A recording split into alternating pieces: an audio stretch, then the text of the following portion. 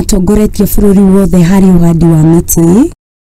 Today is a very important day. We are doing two things that are very important. Eria are karua maragwa county ya Muranga. Yugete ate muthenya uyu tegetwo niguo gutia aria matete mioyo yao kumana na miyoro eria ikoretwo kundu gutiganite guku Bururiini.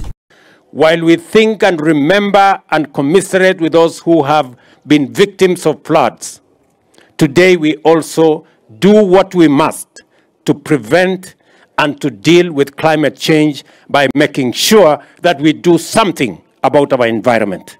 Niongereire ati uhandi wa miti ni ukuhota kumenyerera maria maturigiciirie na gutuhotithia kurua na miyoro o undu umwe na riua inene.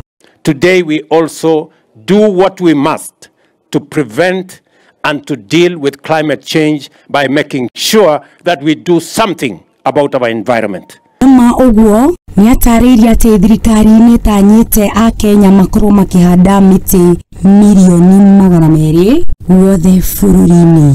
And that is the reason today in Kenya we are planting 200 million trees in a single day as part of our plan to plant 15 billion trees in 10 years. Oho nieranire ati undu uyu ni uguthie na mbere ihinda ria mieri 6 kuria atongoria magukorwo magitongoria hari uhandi wa miti.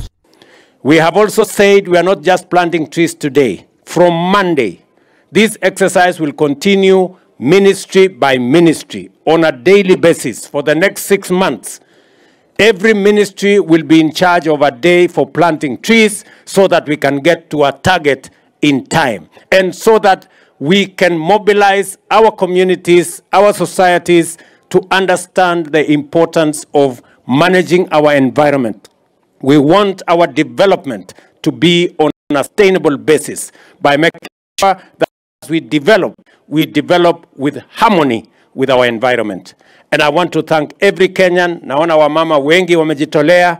Kirifotera Muthingi TV titagwo wakio wa mushogo.